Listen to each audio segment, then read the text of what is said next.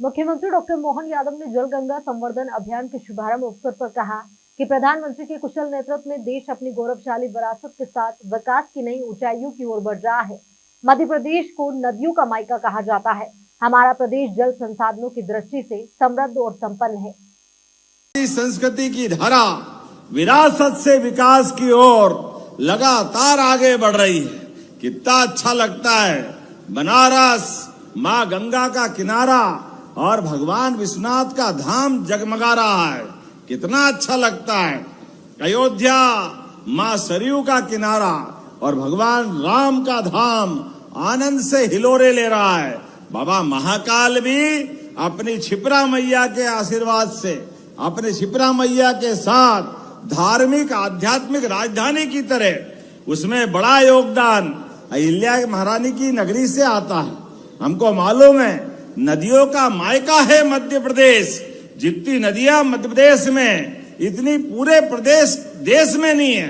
250 से ज्यादा नदियां मध्य प्रदेश से निकलती है। और संयोग ऐसा हमारा कोई हिमखंड नहीं है, बर्फ का कोई पहाड़ नहीं है, कोई ग्लेशियर नहीं है, लेकिन वन आच्छादित इस रचनाओं से हम जल की समृद्ध धारा से न केवल मध्य प्रदेश नर्मदा जी के माध्यम से मध्य प्रदेश तो आनंद में है ही, पूरा निवाड़ मालवा और महाकौशल के साथ राजस्थान और गुजरात में भी आनंद की गंगा बह रही है।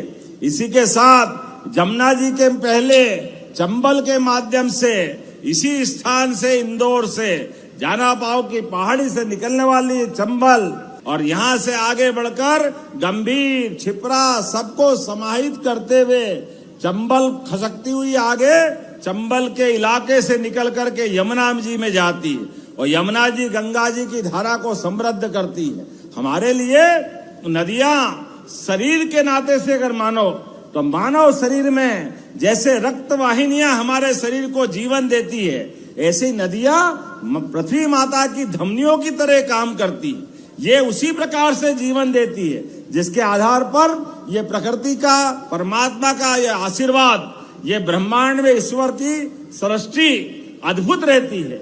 हमारे लिए आज के इस अवसर पर जो जड़ में है वो चेतन में है।